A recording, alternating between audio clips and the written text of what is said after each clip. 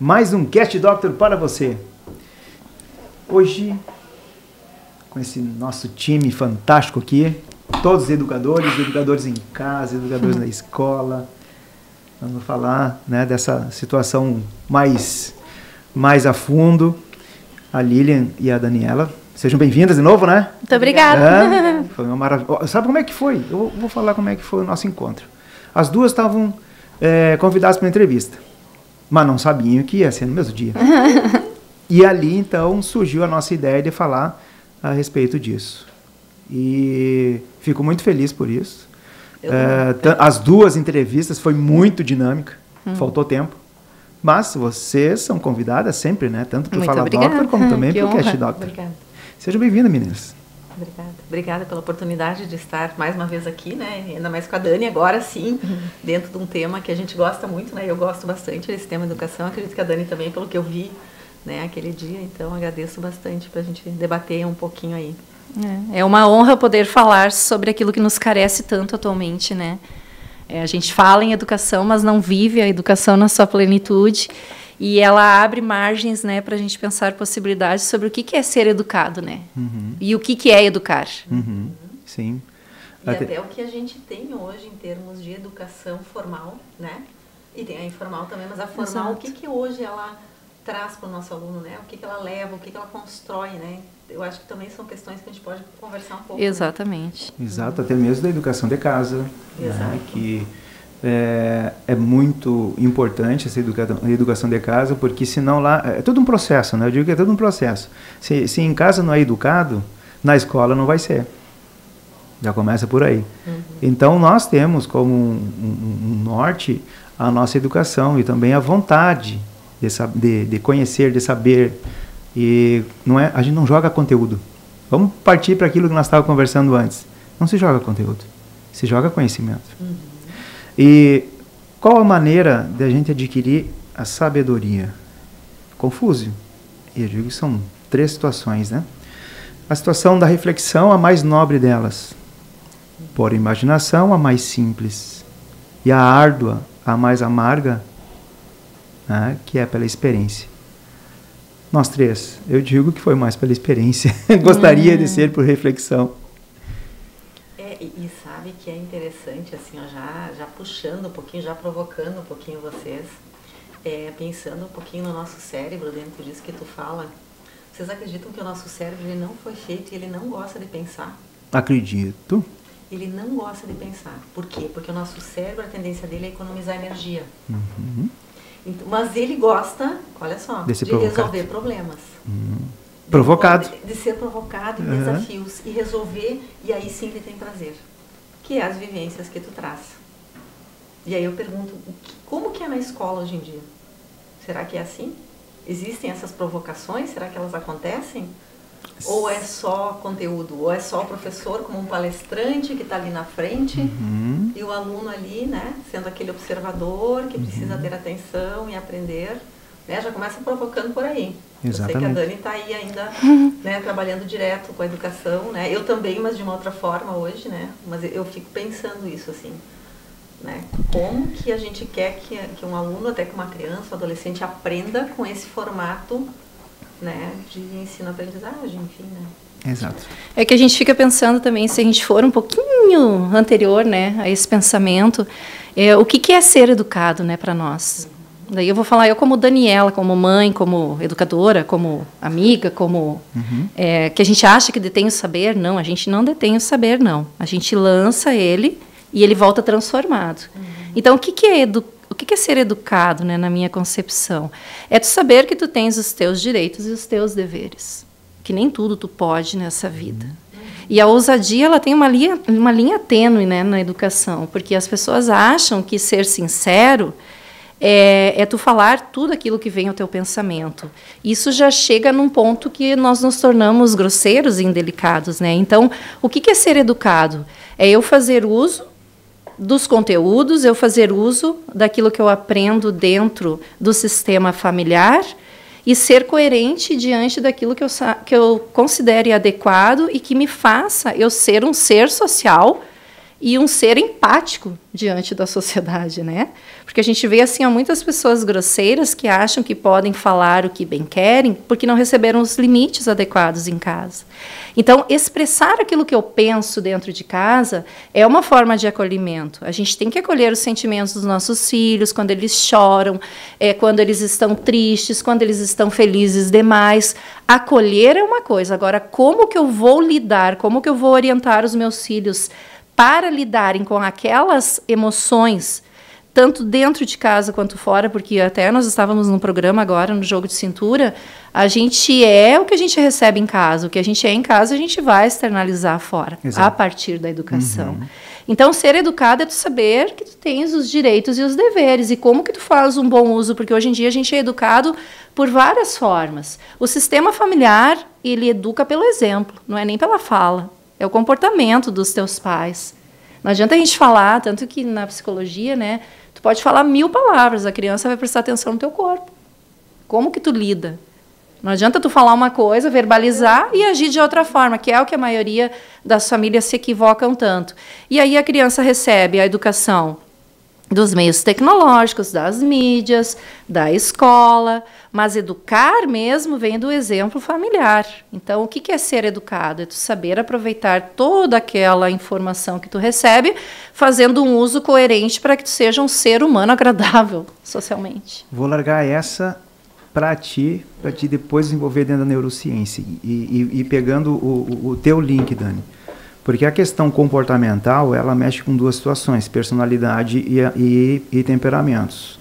A personalidade, né, é o pensar, agir e sentir. E o temperamento é a atitude e emoção. Então, todos nós viemos com 4 temperamentos e 9 códigos da personalidade. Com essa situação, nós temos várias situações que, durante o dia a dia, o nosso comportamento ele pode ficar diferente através do temperamento. Mas e a personalidade? E de onde é que vem isso? Da nossa genética, do nosso meio, né, onde vivemos, da nossa educação. E aí, o que a neurociência explica a respeito disso? A neurociência, na verdade, a gente sabe que ela é bastante, né, está sendo desenvolvida agora. Então, a gente pode olhar para o cérebro, a cada dia nós temos novas descobertas. Se tu olhar para a neurociência, ela vai trabalhar principalmente ali funções cognitivas e funções executivas.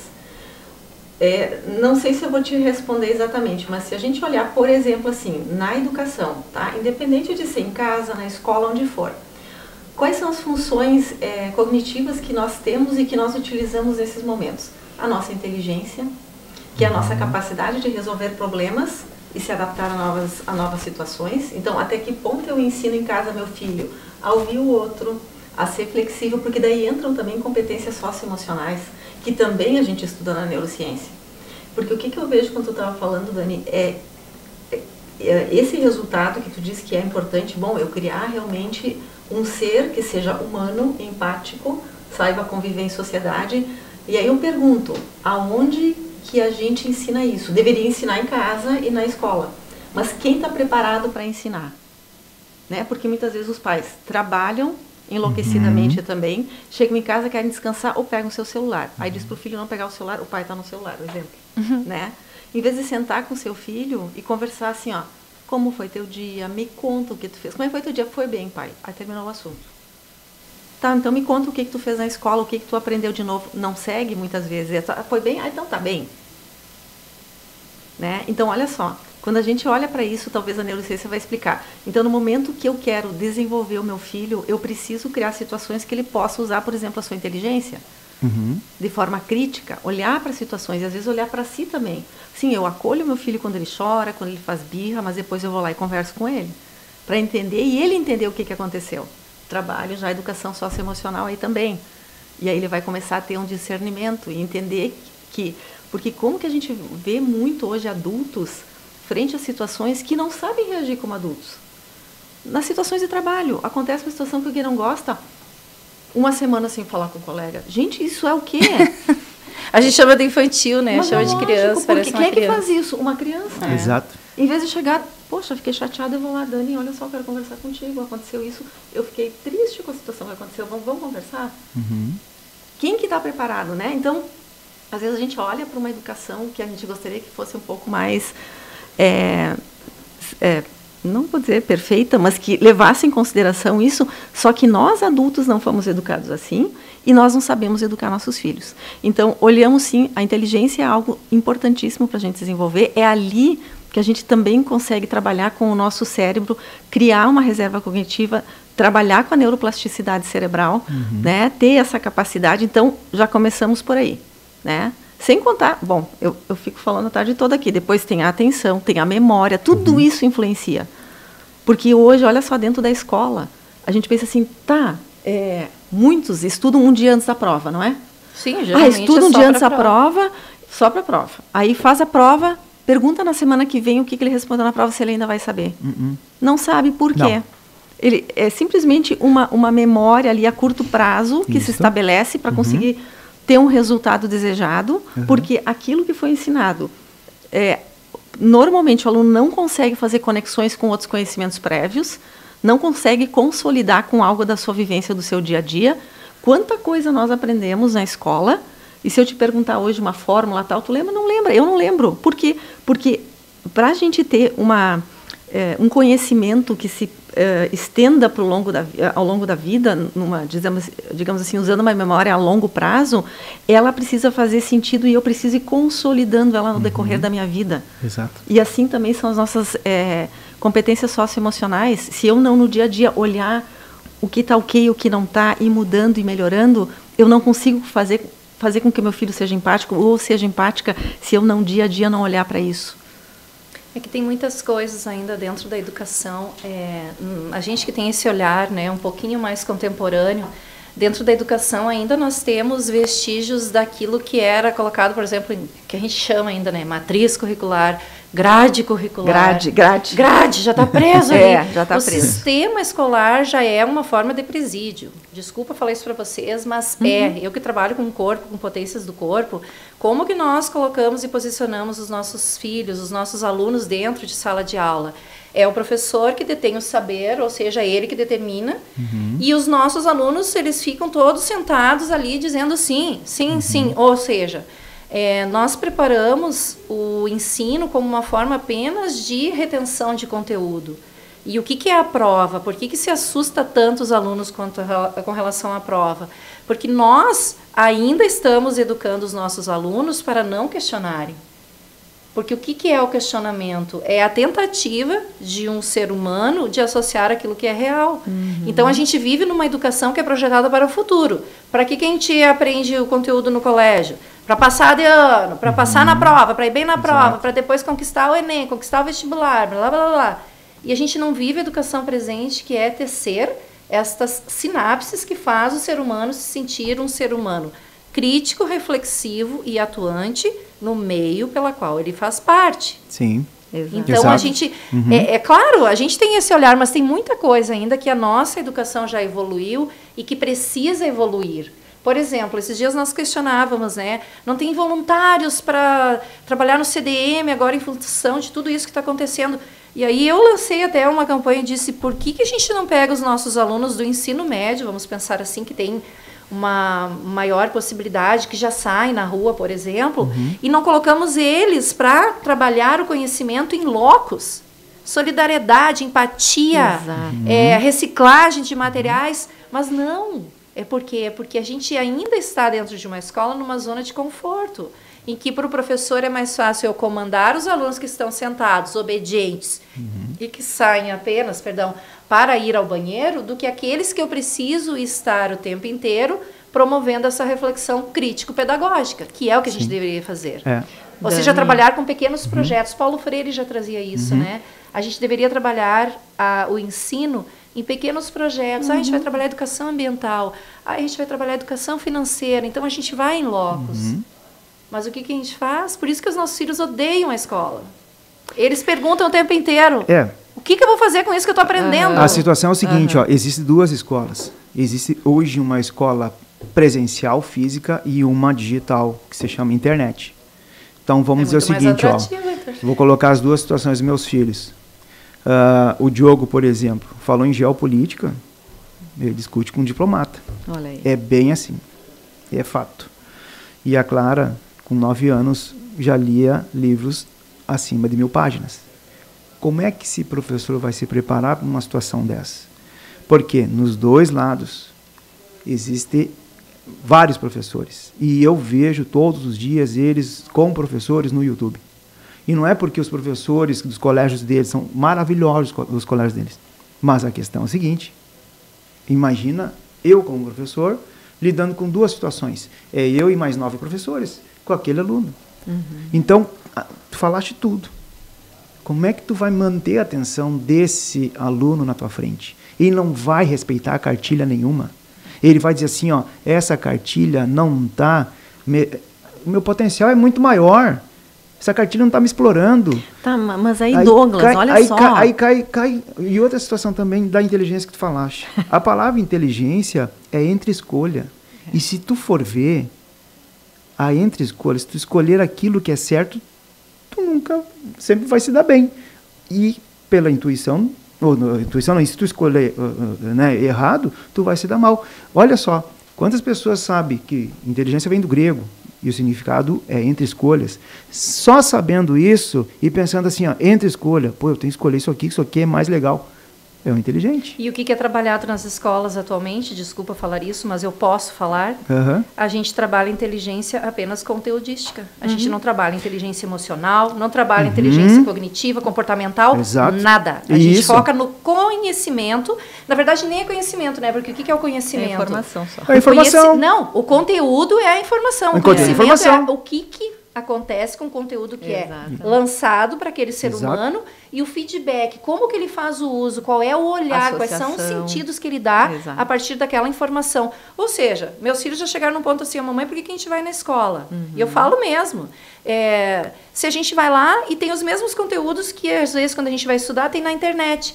E eu digo justamente porque a gente espera que o ser humano chamado professor faça essa mediação. A partir da experiência de vida dele, ele coloque as suas impressões e lance para vocês para que se transforme em conhecimento. O conhecimento é o que eu faço com aquele conteúdo bruto que eu recebo. E isso não está acontecendo nas escolas. Agora, Dani, eu te digo, quantos professores gostariam de rasgar a cartilha?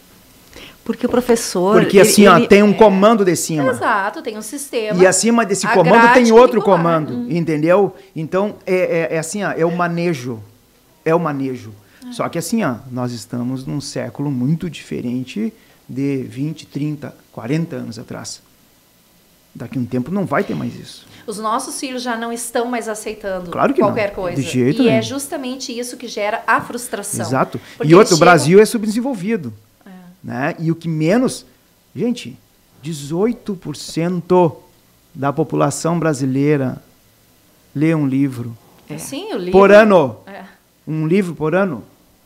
O que vocês querem, então? Tá, mas uma coisa que eu questiono, assim, ó, eu concordo que existe um sistema educacional, existe, enfim, né, várias questões que envolvem educação, mas eu penso assim, que as escolas hoje, infelizmente, as públicas, elas estão muito mais suscetíveis a isso do que as particulares. Não, mas daí tu vai bater forte no lado, né?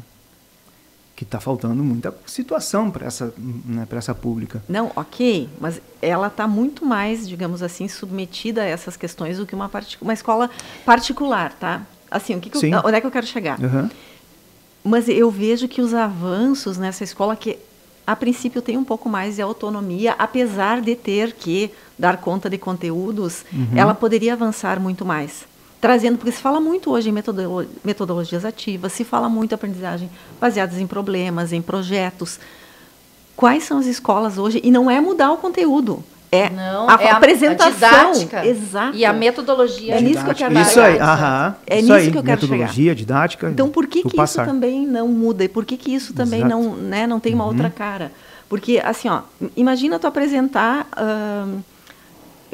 algo relacionado à célula, por exemplo, tá? Que nem eu estava vendo o material ontem, né? Tu vai falar da membrana que envolve a célula, aí o professor vai dizer, olha, hoje nós vamos falar sobre uma membrana que envolve a célula. O aluno já, ai, que saco. O outro que pode chegar assim, gente, eu vou apresentar a vocês uma coisa que muda a vida da gente em função disso, daquele outro, blá, blá. O aluno já presta atenção. Agora, o outro que chega com um balão, a sugestão, né, que foi dada lá, com um balão que mostra que aquilo é a membrana que envolve a célula, que ela protege tudo que tem dentro. O professor pode botar chocolate dentro, que ele deu o exemplo, né, esse autor. e estourar aquilo ali. E aí as crianças pegarem os chocolates e tal. Quer dizer, não existe um interesse, não existe algo mais vivencial para explicar o que é essa membrana da célula, o que, Olha que é. Interessante o que tu traz. Tu tá traz um entendendo? monte de sentidos, né? Que, aliás, existem pesquisadores, e eu concordo nitidamente, que a gente não tem só 5 sentidos, a gente tem muitos outros mais. Só que a gente se apega aos autores que já foram lá e publicaram que nós temos só os 5 sentidos. Só que nem esses 5 sentidos já são publicados são explorados. Exato. Quais são os que são explorados? Apenas a visão e a audição. E aí aquilo que é tátil, e a criança, nós adultos aprendemos pelo movimento corporal. E a gente, infelizmente, julga como uma criança que tem TDAH. Não, é a tua aula que tá chata, professor, pelo amor de Deus. A criança que não para quieta, que precisa se movimentar, por quê? Porque um corpo que é acionado, os seus gatilhos para percepção, para prestar atenção, ele precisa, não que tenha que estar em movimento o tempo inteiro, lógico que não, a gente não vai fazer das salas de aulas agora centros de teatro, centros de dança, não, mas a criança precisa saber corporalmente, ou seja, a consciência corporal, a consciência de si. Quem sou eu dentro de um espaço chamado sala de aula, que aprende determinadas informações a partir de quais sentidos? Então, no momento que eu inteligentemente, né, aciono esses outros sentidos, eu promovo o saber. Mas, infelizmente, a gente quer o quê? Crianças olhando para frente e escutando. Não escuta e nem olha, porque está passando um filme na cabeça da criança. Sim. Ela está tentando se movimentar, daí inventa 3 vezes para levantar para ir no banheiro. Por quê? Porque está um tédio a aula. Sim. Está um tédio. E essa tua aula é interessantíssima que tu narra. Produção, competição, né? E produção, competição e obediência hoje são a marca da escola. Infelizmente ainda é. E aí a gente qualifica um ser humano pela quantidade. Gente, exatamente. Sendo que distorção. O meu filho hoje me narrando para mim assim, ele me mandou um áudio, querido. Ele estava na casa do pai dele, daí ele voltou arrasado que não foi bem na prova e que toda a turma não foi bem na prova. Aí ele disse, né? Ele disse assim, mamãe, eu tô frustrado, porque eu sei o conteúdo. Se tu me perguntar em casa, eu vou te explicar. E daí ele começou assim a explicar. Ele disse, eu sei todo o conteúdo. Mas o professor explica de um jeito e na hora de colocar na prova, ele pede de outro que ninguém entende. Exato. E aí eu pergunto para vocês, de quem que tá errado? Quem é que tá errado? É o aluno ou é o professor? Então as formas de expressão, elas perpassam. Daqui um pouco, tu não fazer somente... E como é que a gente avalia um aluno pela escrita? Faz uma prova oral. Faz uma prova com uma maquete, com um jogo. Por que que não? Vou te dar um exemplo. Para aquele professor didático, tá? A gente fica nervoso. Fica. Porque, assim, português não é tão fácil, tá? Né? O português, ele perdeu muito o chão dele e começaram com outras situações de fala, vamos dizer assim. Gírias, abreviaturas. Exatamente. Mas eu vou citar um professor que talvez você até lembrem dele, Edson de Oliveira. Tá? Edson de Oliveira, um professor Santa Maria, depois foi Porto Alegre, tem livros e tudo. A metodologia dele e a didática eram fantásticas. Ele ensinava realmente português. Aquele uso dos porquês, sabe? O uso de palavras. Se vocês puxarem ali, vocês vão ver. Esse era um método que poderia ter sido aplicado através do MEC. Porque mudou a cabeça. Se muitos aprenderam português, e tem até hoje, e outra, quantos formados por ele, mudaria a situação. Porque ficou fácil de aprender. Muito, né? Muito mesmo. Então, por que não usar essas situações também para melhorar, né, o aprendizado do aluno? Didática, outra, só para terminar. Só para terminar, porque eu adoro. A gente está aqui com o anzol querendo pegar a palavra. Olha só, estatística, estava fazendo mestrado lá em Campinas, aí, aula de estatística. Entramos, a turma, um balde no meio. E aí que está a situação, né? O círculo de cadeiras, né? Um círculo de cadeiras, o balde no meio. Tá? Chegamos, então, o professor bem quietinho, estava ali na cadeira dele, escrevendo coisa e tal, ninguém, tá? Bom dia, boa tarde, papapá. Aí, ficamos olhando, né? Aí, ficaram curiosos, né? Ficamos curiosos. Você sabe o que é isso? Olha, até então não, né? Nós começamos, né? Um balde. Um balde sem nada.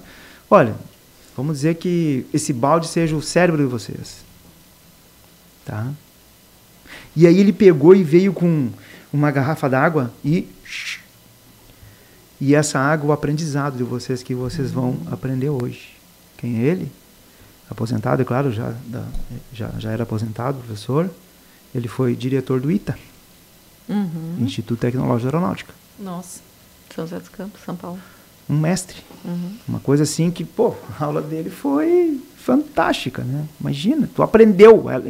Ele incendiou a cabeça da gente. Incendiou, sabe? Ele incendiou aquele professor que tu não para. Quantos professores vocês já tiveram com uma didática fantástica que tu... Não acaba a aula, não acaba a aula, não acaba a aula. Sim. Mas são um em quantos? Exatamente. Os meus filhos, o Pedro principalmente, que está no 8º ano, desde o ano passado existe um movimento muito bonito que é por áreas, né? Áreas do conhecimento na escola. Por isso que eu acho que esse é um movimento que vem aos pouquinhos e que os professores, os próprios gestores estão percebendo que por mais que venha, né? Toda uma estrutura de conteúdos, como que vai ser colocado, e eu não gosto do termo aplicar, né? Aplicar parece uma injeção. Vai lá e bota. Parece estar colocando goela abaixo, né? Vai aplicar. Não é aplicar. Tu vai compartilhar ali o conhecimento, porque tem o vai e volta, né? Tu acha que tu é o detentor do saber, só que tu aprende muito mais do que tu ensina. Isso. E aí ele disse assim, mamãe, ele bem assim, né? Porque entra a adolescência, né? A vergonha, a transição hormonal, etc e tal. Então eles ficam, né? Meio que desajeitados, muda a voz, o corpo vai virando, né? É uma... O galinho Zé pro galinho. Ficam estranhos. Então, assim, eles estão se reconhecendo num novo corpo e numa nova forma de experimentar ser um ser humano adulto. E aí eu lembro, assim, que ele chegou para mim e disse, mamãe, agora o projeto a gente tem que apresentar uma dança que me grava com vários conteúdos. E eu vim assim, meu Deus, graças a Deus, estão escutando minhas preces. E aí ele disse assim, mamãe, agora a gente vai... E aí ele foi narrando para mim, coisa que ele não faz normalmente com conteúdo de filosofia, conteúdo de artes, conteúdo de educação física. E aí quando migrou e transformaram num projeto macro, Que legal. que trabalha justamente esse sair da zona de conforto, o que aconteceu? O ano passado foi um sucesso, eles apresentaram, só que foi tão gostoso que eles chegaram em casa falando, que fizeram uma amostra para a comunidade, daí os pais foram assistir. E realmente foi fantástico. Esse ano, o que aconteceu? A escola, de novo, está com esse projeto. Vocês não imaginam a empolgação do meu filho dizendo, mamãe, tem que separar agora essa roupa, a gente vai fazer isso, vai fazer aquilo. Ou seja, ele traz para a gente o que ele está aprendendo. Mas por quê? Porque saíram de uma zona de conforto em que a gente trabalha apenas o conteúdo no papel e que lhes é cobrado a partir de prova. Então, a avaliação deles... ela é a partir daquele projeto e não pela estética, mas o quanto eles se dedicaram. E todos estão se dedicando de um jeito, por quê?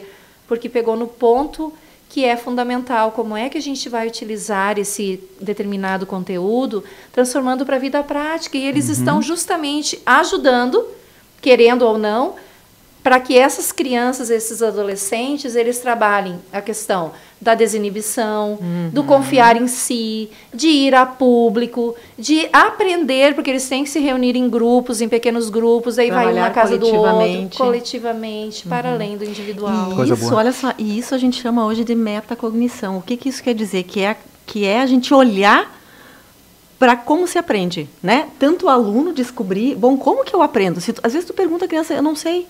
Por quê? Porque ela nunca olhou para ela e pensou assim, não, eu aprendo escrevendo, não, eu aprendo ouvindo. Porque foi padronizado na escola que aprender é tu mostrar resultado numa prova, tirando um número. Exatamente. O número máximo, e aí, que tu aprendeu. A metacognição é assim, é aprender a aprender. Como que é o melhor jeito de eu aprender?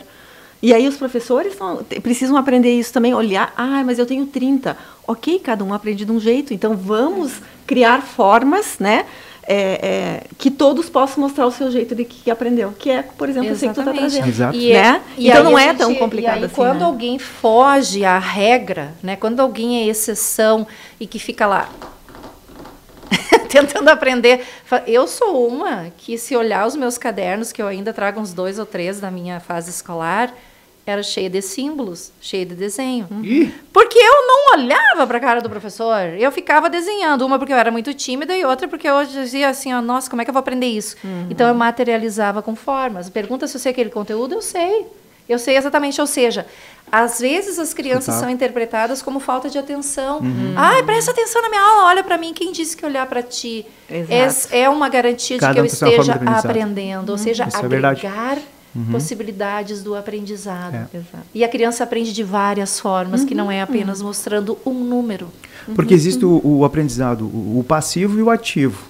O passivo, em 2 semanas, tu vai esquecer. Exato. Ou tu só olhou, ou tu só escutou e não exercitou mais em 2 semanas a mais. Agora, quando tu pega e começa a explicar, estuda, lê, vê, começa a agregar, vivencia, né? E aí começa a explicar e dar aula, ou né, junta um grupo e começa a falar, aí já tem o quê? Já tem um aprendizado ativo, né?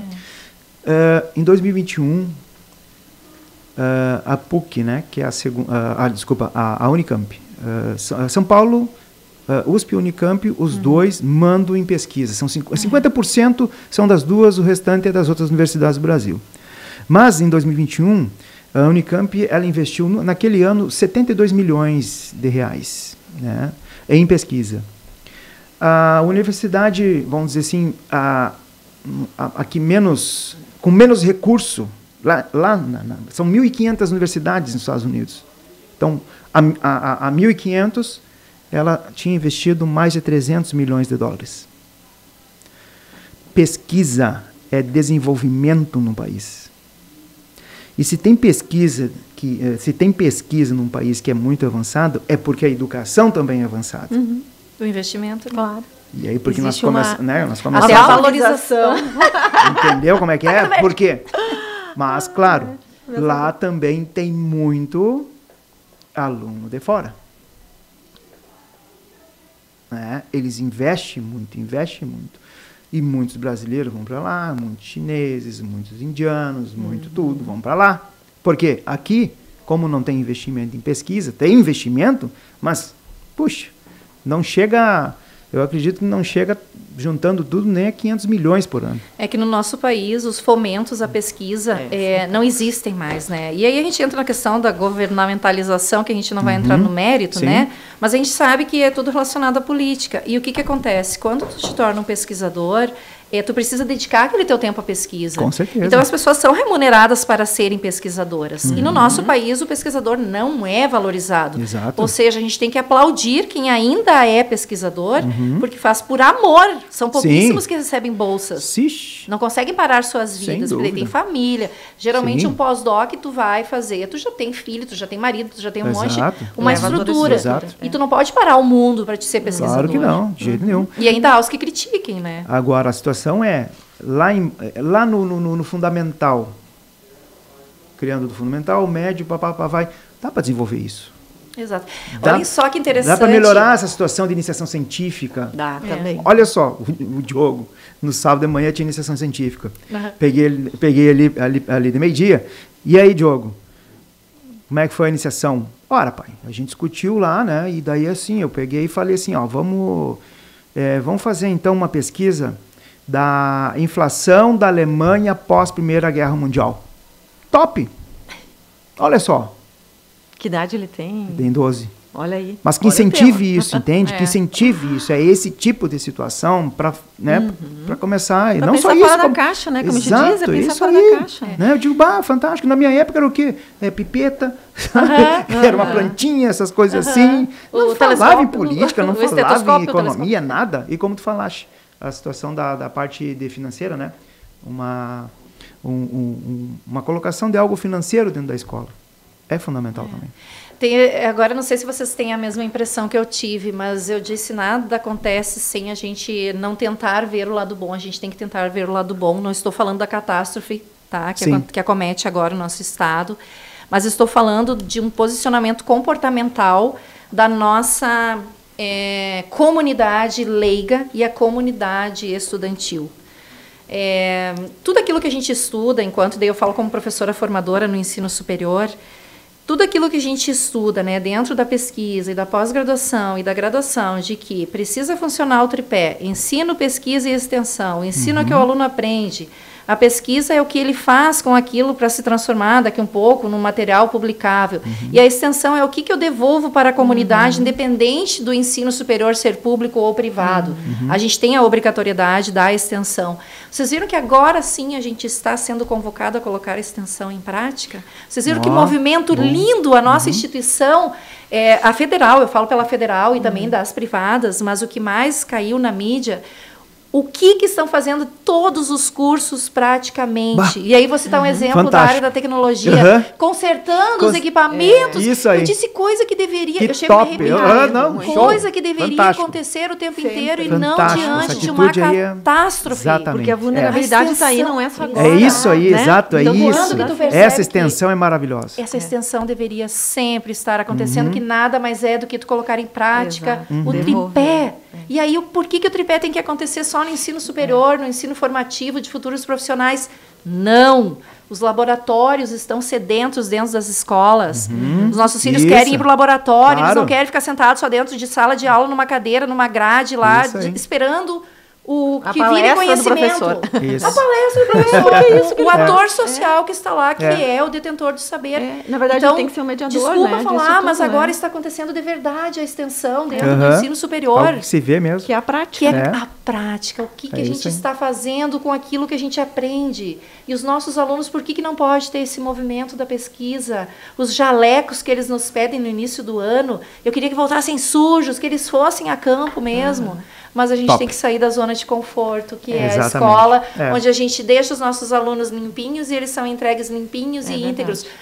Gente, pelo amor de Deus, uma educação infantil que a criança não volta descabelada para casa, senão que ela não fez nada. É verdade. Porque tu não vai ter um professor penteando o teu filho para te entregar. E aí tu fica preocupado quando o teu filho volta, pelo menos, sem ter um pedaço de massinha no teu corpo ou com uma tinta guache. Não que a gente queira, gente, pelo amor de Deus.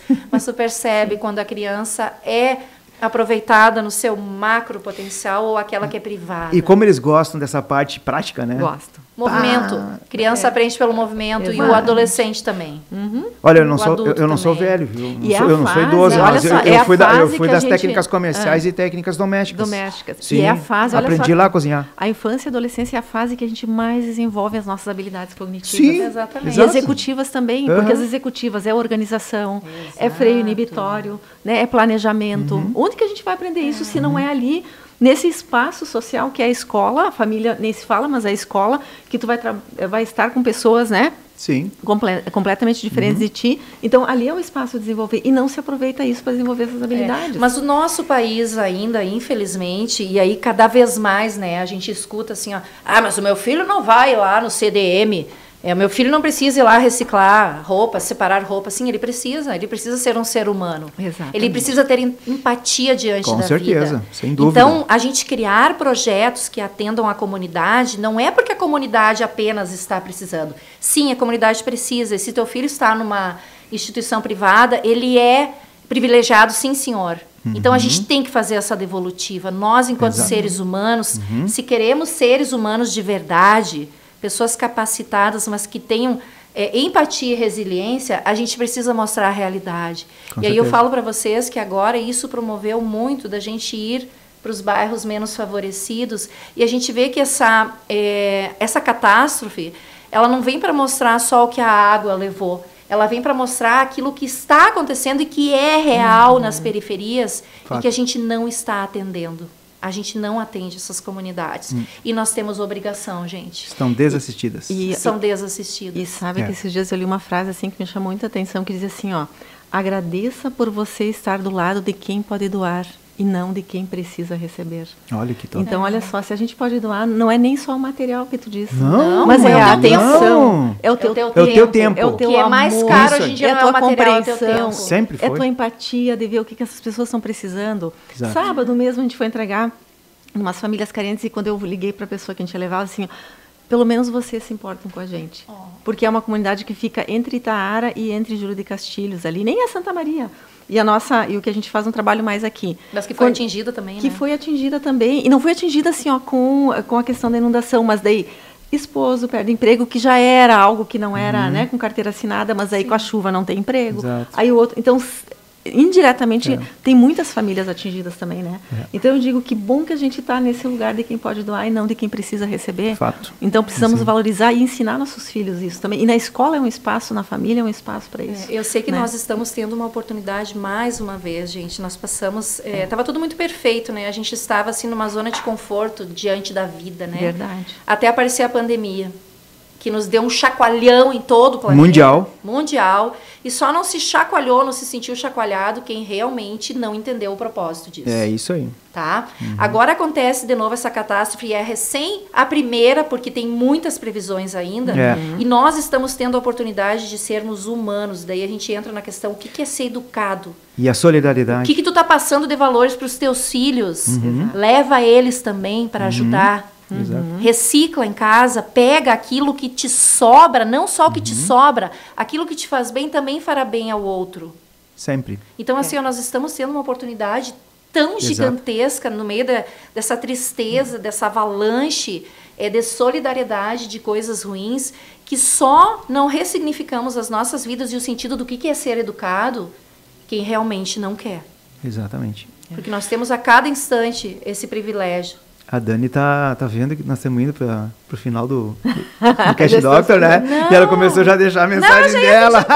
Eu ia pedir. Tava logo pedindo. Porque, na verdade, claro, a gente começou falando de uma educação mais formal, mas olha só, quando a gente fala da formação do ser humano, é a formação integralmente, o humano, é né? Caráter, a formação valores, humana. a coisa vai para muito além da Exatamente. escola. E é em casa o exemplo, né? Em casa. E é em casa o exemplo. Eu assisti um filme essa semana que unia o digital ao humano, né? Não. O humano tem que se prevalecer sempre. Não adianta. O digital pode até ajudar, mas ajuda em outra situação. Sim, ele é uma ferramenta, né? Eu digo que ele é uma ferramenta. O que tem aqui, o amor próprio, né? A situação de ajudar o próximo, isso... A empatia, né? E a solidariedade nessa foi fantástica. É. Não só... Está sendo, né? Porque gente, tá começando, a solidariedade foi mundial. Foi. De todos os cantos os cantos do globo do mundo.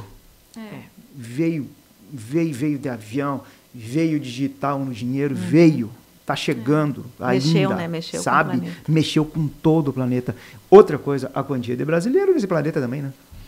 É verdade. Porque os brasileiros, eu estava vendo nas redes sociais, e tecnologia a nosso favor, vendo os brasileiros, né, liderando a situação deles. Sim, se movimentando. Exatamente, né? Aí a gente percebe assim, o quanto o calor humano é essencial diante disso tudo, né? Porque não Faz é só o material. Exato. Porque o material vai por água abaixo, literalmente. Óbvio, né? sem Está indo dúvida, por água com abaixo. certeza. E o humano é o que fica, o humano Exato. é o que prevalece. Daí a gente fica pensando assim, qual é o teu sentido de vida? Do nada tu tens a vida, do nada tu Teu não propósito, tens. né? O que tu tá fazendo? Será que a gente não veio aqui mais para servir ao outro do que pensar que tudo que a gente acumula sem dúvida. é pra gente? Óbvio. Nada é para nós. Não leva o caixão, no caixão não leva o dinheiro. Claro que Não leva, vai virar pó. Agora o tanto quanto os conhecimento outros. é aqui. Mas, pois então, Ele aí a gente salva, tem que aí pensar ajuda. de novo, Conhecimento né? é aqui. Tudo, porque nós somos 3 pessoas privilegiadas aqui, temos um conhecimento e a gente está usando esse conhecimento para quê, né? Exatamente. Para ajudar quem isso está que a nos gente tem- assistindo. Exatamente. E quem nos assiste vai passar para outros. E é esse o nosso assim propósito. Isso aí, isso É. aí. É não guardar pra gente coisas que De são... jeito nenhum. Que são uma chave, que são fantásticas, né? Então, Exatamente. é isso aí. Pô, Na que verdade, a gente maravilha, só hein? aprende quando a gente passa para o outro e volta de Isso. forma transformada. Exatamente. Meninas, Se transforma junto. A gente quer voltar de novo, Douglas. assim, muito obrigado. Obrigada que a você. agradecemos. Olha só, imagina, uma educação 2, tá? Vamos até a Educação 2, nós começamos com a educação, agora vai para a educação 2. Vamos lá. Nós não falamos em hábitos, disciplina, procrastinação, Perfeito. sabotador, tá? Exatamente. Todas as situações nós não conversamos sobre Sim, isso, isso não. aí. E eu acho que é muito bacana nós falar, né? Exato. Porque às vezes a gurizada gosta de procrastinar, né? E queremos a opinião também de quem nos acompanha. que Exato, isso é muito importante. esse feedback. Exatamente. Gente, Obrigada. Obrigada, Sentimos-nos obrigada. honrados. Deus nos está abençoando Amém. sempre. Que assim Amém. seja. Assim, todos nós. E a você que nos assiste, que nos escuta, obrigado, né? Obrigado por vocês estarem nos acompanhando. Estou tendo feedbacks muito legais, que o Cash Doctor ele está crescendo e cada vez melhor, e de uma forma que vocês mesmos agora participaram. Eu digo assim que o público participa junto. Que eu te garanto que eles querem falar do outro lado. Sabe? Eles ficam naquela, né? E querem, Propósito ser ao vivo. mas é isso mesmo, é isso isso mesmo. aí. Né? Então, gente, aquele abraço e que Deus os abençoe sempre. E assim.